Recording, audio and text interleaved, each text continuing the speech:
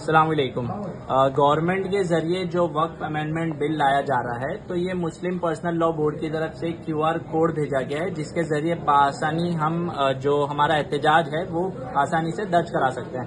तो हमें किस तरह कराना है, हमें ये गूगल का एप्लीकेशन ओपन करना है, इसमें ये लेंस का बटन दबाना है, आपको ये QR कोड सर्च करना है, उस पर आपको एक लिंक आएगी, तो आपको उस लिंक पे क्लिक करना है।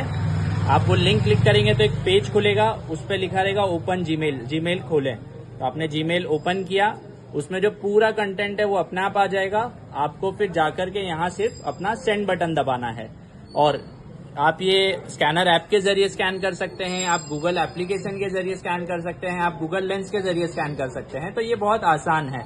और अगर आपका जीमेल लॉगिन नहीं है तो ये पेज खोलने के बाद आप जब आपकी गूगल डिटेल्स है, जीमेल डिटेल्स, आपको लॉगिन करना है आईडी पासवर्ड डाल के और उसको स्कैन करके आपको ये अपना एहतजाज दर्ज करवाना है। तो हमारी आप सबसे मुअद्दबाना दरख्वास्त है कि आप ये स्कैन करिए और जो अमेंडमेंट बिल लाया जा रहा है वक्फ प्रॉपर्टी के अगेंस्ट, तो उसके लिए अपना एहतजाज दर्ज करवाएं। जज़ाकल्लाह।